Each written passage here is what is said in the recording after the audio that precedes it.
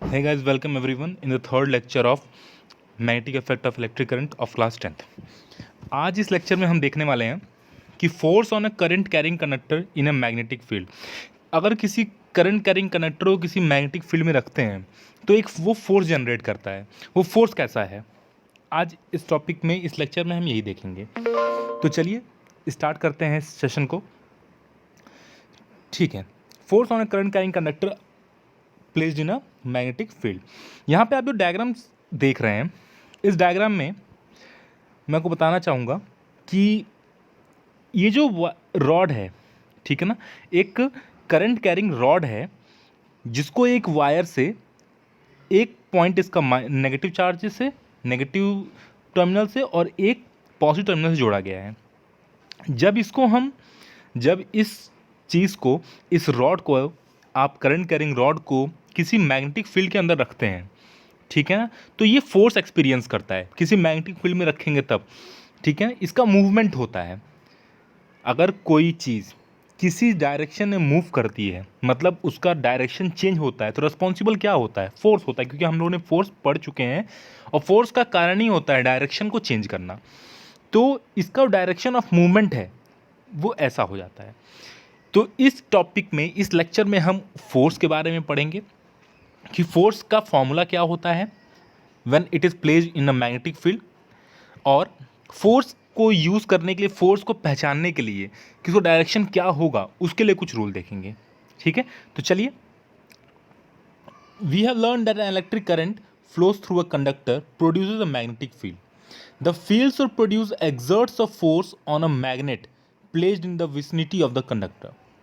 The French scientist André Marie Ampere, he is the first scientist who have proposed the theory that when an electric conductor placed in a magnetic field experience a force, he is the first scientist suggested that the magnets must also exert an equal and opposite force on the current carrying conductor. Equal and opposite, Newton third law याद रखिएगा, ठीक है ना। तो the force due to a magnetic field acting on a current carrying conductor can be demonstrated through the following activity. इस activity में अगर आप देख रहे हैं तो the displacement of the rod in the above activity suggest that a force is exerted on a current carrying aluminium rod when it is placed in a magnetic field. It also suggests that the direction of a force is always also reversed when the direction of current reverse. Same condition आपकी पहले की है कि जैसे ही आप current को reverse करेंगे आपका मैग्नेटिक फील्ड का जो रिफ्लेक्शन था वो चेंज हो जाएगा। इसी तरह यहाँ पे भी अगर आप डायरेक्शन को चेंज करेंगे तो जो फोर्स लगना है वो चेंज हो जाएगा, ठीक है, उस रॉड पे। When direction of current through the conductor is reversed. Now change the direction of field to vertically downward. By interchanging the two poles of the magnet, it also again observe that फिर से वो चीज़ change हो जाएगी, आपकी direction फिर से वो change हो जाएगा, ठीक है। तो आप देख रहे हैं जैसे जैसे आप करंट चेंज कर रहे हैं, फोर्स का डायरेक्शन चेंज कर रहा है, हो रहा है, ठीक है। और हमें पता है कि अगर किसी रॉड को मैग्नेटिक फील्ड के अंदर रखेंगे तो वो करंट, वो जो रॉड है वो एक्सपीरियंस करेगा एक फोर्स मैग्नेट्स के कारण। तो यहाँ देख रहे हैं आपका करंट चेंज हो रहा है, फोर्स चेंज हो रहा है, फोर्स का डायरेक्शन चेंज हो रहा है। तो अब इस फोर्स को कैसे देखेंगे, इसका पर्टिकुलर डायरेक्शन कैसे पहचानेंगे, ठीक है, उसके लिए हमारे पास है फ्लेमिंग का लेफ्ट हैंड रूल। चलिए हम देखते हैं। Direction of force acting on the current carrying rod get reversed.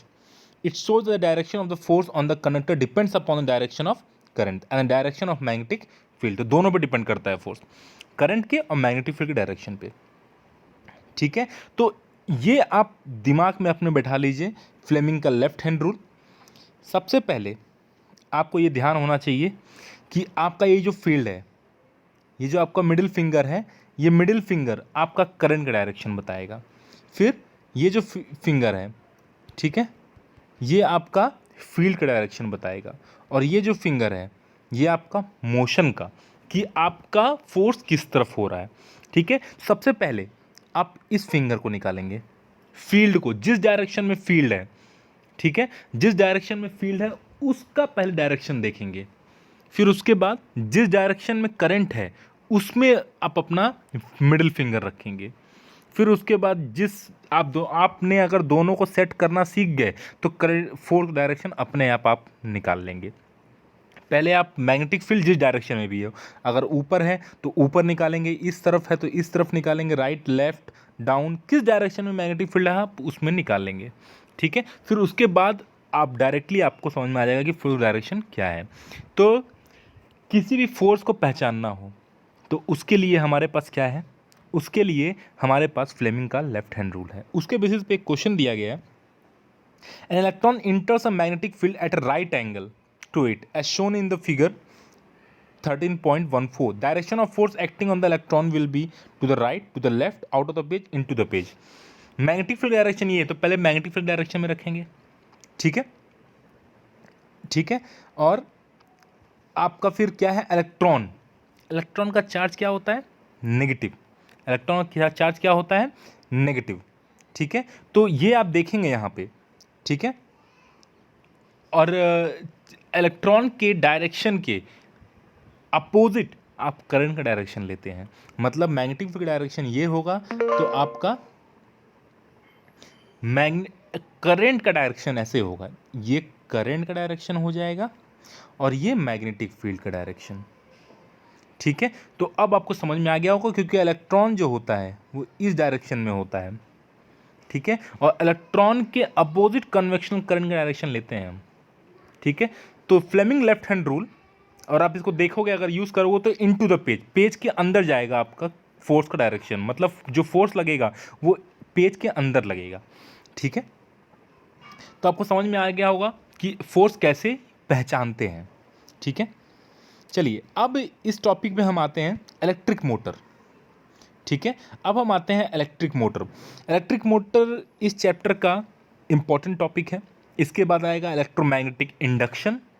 ठीक है, फिर उसके बाद आएगा आपका इलेक्ट्रिक जनरेटर। इसे बताने के लिए बहुत सारी बातें हैं, लेकिन चलिए देखते हैं हम। इलेक्ट्रिक मोटर का एक फिगर ध्यान रखिएगा, ये इंपॉर्टेंट फिगर है। ठीक है, ये ज़्यादातर एग्जाम्स में पूछा भी जाता है। दो मैग्नेट्स रखे जाते हैं, दो मैग्नेट के बीच में एक रेक्टेंगुलर कॉइल रखा जाता है। ठीक है, उस रेक्टेंगुलर कॉइल के वायर को हम स्प्लिट रिंग से ज्वाइन करते हैं, हम स्प्लिट रिंग से ज्वाइन करते हैं, और ये स्प्लिट रिंग आपके वायर से बैटरी में जुड़ा होता है, डीसी। ठीक है, अभी तक हम लोग जो भी चीज़ें देख रहे हैं बैटरी से जोड़ेंगे या इलेक्ट्रोमोटिव करंट से जोड़ेंगे।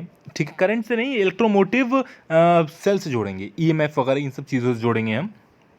ठीक है, डैनियल सेल हो गया, ठीक है, बैटरी हो गया, इन सब से हम यूज़ करेंगे।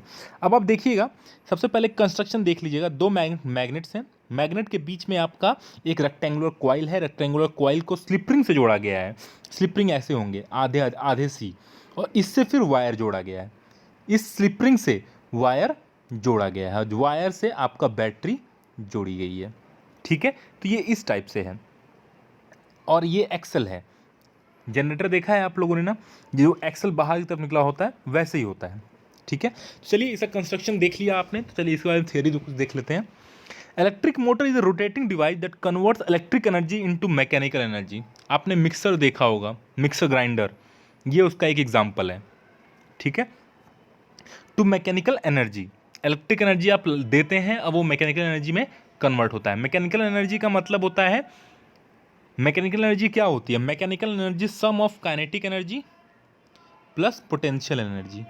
पोटेंशियल एनर्जी कब, जब बॉडी कोई रेस्ट पे हो, रेस्ट किसी हाइट पे रेस्ट पे हो तो वो पोटेंशियल एनर्जी। काइनेटिक एनर्जी होती है जब कोई बॉडी मोशन में हो। तो sum of kinetic and potential is known as mechanical, that converts electrical energy to mechanical energy. Electric motor is used an important component in electric fans, refrigerators, mixers, washing machine, computer, MP3, many of the things. कैसे काम करता है, देखिए सबसे पहले यहाँ छोटी छोटी चीज़ों को देख लेते हैं।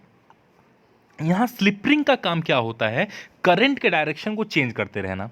अगर यहाँ पे आप देख रहे हैं तो करंट का डायरेक्शन ऐसे है, A to B है, ठीक है, और C to D है। करंट डायरेक्शन ऐसे फ्लो कर रहा है, ऐसे ऐसे ऐसे इस तरफ जा रहा है।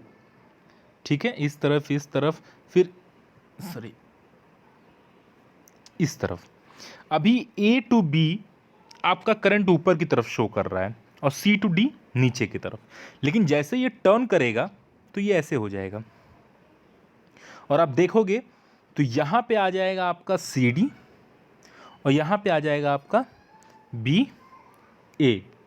ठीक है, तो आप अगर देखोगे तो यहाँ पे ए बी जो है, ठीक है, ए बी का डायरेक्शन नीचे की तरफ हो गया और सी डी का डायरेक्शन ऊपर की तरफ हो गया। तो यहाँ पे करंट का डायरेक्शन को रिवर्स करते रहना, ठीक है, करंट के डायरेक्शन को रिवर्स करते रहना ही काम होता है स्लिप रिंग का। ठीक है, और यहाँ पे जैसे कि ये आपके स्लिप रिंग है, इसके साथ में एक ब्रश लगे होते हैं जो फिक्स होते हैं। ठीक है, इस ब्रश से, ये जो ब्रश है, ब्रश ये फिक्स होते हैं। इसी ब्रश से, कार्बन ब्रशेस होते हैं, इसी ब्रश से आपके वायर ज्वाइंट होते हैं बैटरी में। पहले स्लिप रिंग, स्लिप रिंग के बाद split ring, sorry split ring, क्योंकि स्प्लिट होते हैं दो पार्ट में। ठीक है, दो पार्ट में देखो स्प्लिट है। स्प्लिट रिंग ब्रश से जुड़े होंगे, ब्रश आपके वायर से जुड़े होंगे। ठीक है, an electric motor as shown in figure 13.15 consist of a rectangular coil ABCD of insulated copper wire. और जैसे कि आपने सोलोनॉइड पढ़ा है, तो सोलोनॉइड जैसे है वैसे इसमें भी ऐसे ऐसे ऐसे ऐसे करके वायर होंगे। ठीक है, इसमें भी ऐसे करके वायर्स होंगे, पूरे जुड़े होंगे। ठीक है, this coil is placed between the two poles of magnetic field, क्योंकि आपने अभी पढ़ा है कि अगर दो मैग्नेट के बीच में अगर एक करंट कंडक्टिंग रॉड रखा जाए तो वो फोर्स एक्सपीरियंस करते हैं। ठीक है, तो the coil is placed between the two poles of a magnetic field such that arm AB and CD are perpendicular to the direction of magnetic field. ठीक है, अब यहाँ पे अगर आप देखोगे तो करंट का डायरेक्शन ये है और मैग्नेटिक फील्ड डायरेक्शन कैसे है, इस तरफ जाएगा, नॉर्थ टू साउथ। और यहाँ पे अगर आप देखोगे फोर्स का डायरेक्शन, तो आप पहले मैग्नेटिक फील्ड के डायरेक्शन में रखो और फिर उसके बाद करंट के डायरेक्शन में आप रखोगे, क्या रखोगे, अपना मिडिल फिंगर। ठीक है, फिर उस फोर्स देखोगे ऊपर की तरफ लग रहा है, force out of the page लग रहा है। और यहाँ पे अगर देखोगे तो इनवर्ड टू द पेज, एक जगह आउटवर्ड लग रहा है, एक जगह इनवर्ड। तो आप देखोगे ये जो इनवर्ड और आउटवर्ड फोर्स है यही इस रेक्टेंगुलर कॉइल को रोटेट करेगा। ठीक है, हाँ, AB and CD are perpendicular to the direction of magnetic field. The end of the coil are connected to the two halves P and Q of a split ring. The inner side of the half are insulated and attached to an axle. The external conducting edge of P and Q touches two conducting stationary, जो fix होते हैं, इनके position change नहीं, ये fix होते हैं, wires attach होंगे और ये अटैचमेंट आपके स्प्लिट रिंग से टच होते रहेंगे। ठीक है, अब आप यहाँ पे आप A और B के बीच में करंट फोर्स चेक कर सकते हैं by Fleming left hand rule. आप देखोगे ये आउट ऑफ द पेज आएंगे, CD में क्या आएंगे, इनवर्ट टू द पेज। तो एक पेन लेना, आप एक पेन लीजिएगा, एक पेन के एक एंड की तरफ ऊपर फोर्स लगाइएगा और एक पेन के, उसी पेन के अदर एंड में नीचे फोर्स लगाइएगा, देखिएगा ये वो पेन रोटेट करेगा। तो सेम कंडीशन यहाँ पे भी होती है। Current in the coil ABCD enters from the source. ठीक है, अब देखिएगा जैसे ये AB यहाँ आ जाएगा, फिर से फोर्स नीचे लगेगा, वो ऊपर लगेगा। तो अब देखोगे ये चीज़ इसी कारण से रोटेट करती रहेगी, रोटेट करती रहेगी, रोटेट करती रहेगी। ठीक है, flows back to the battery through brush Y.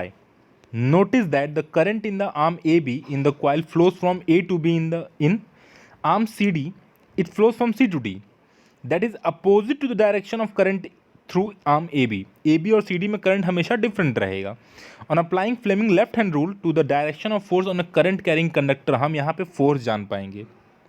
ठीक है, we find that force acting on an arm AB pushes it downward, while the force acting on arm CD pushes it upward. आप Fleming left hand rule लगाओगे तब वो समझ में आ जाएगा। Fleming left hand rule जहाँ लगाओगे आप, ठीक है, तो AB पे आपको डाउनवर्ड दिखेगा फोर्स और CD पे अपवर्ड की तरफ दिखेगा। आप इसको पेन की तरह एग्जांपल लेके, पेन का एग्जांपल लेके आप चेक भी कर सकते हैं कि रोटेट करेगी कि नहीं बॉडी। ठीक है, thus the coil and axle O mounted free to turn about an axis, rotate anti-clockwise. At half rotation, Q makes contact with brush X. अब यहाँ फिर से देखिएगा, ये जो Q स्प्लिट रिंग है ये किससे जुड़ा था, नेगेटिव चार्ज से। जैसे ये रोटेट करेगा, जैसे कि ये नेगेटिव चार्ज से जुड़ा था और ये जो था बॉडी पॉजिटिव चार्ज से जुड़ा था। अब जैसे ही रोटेट करेगा, ऐसे करके रोटेट करेगा, तो ये वाला जो स्प्लिट रिंग है ये इधर आ जाएगा और ये वाला स्प्लिट रिंग इधर आ जाएगा, तो दोनों के टर्मिनल भी चेंज हो जाएंगे। तो एक जो प्लस था पहले वो माइनस हो जाएगा और जो माइनस था वो प्लस हो जाएगा। ठीक है। At half rotation Q makes contact with the brush X and P with brush. ठीक है।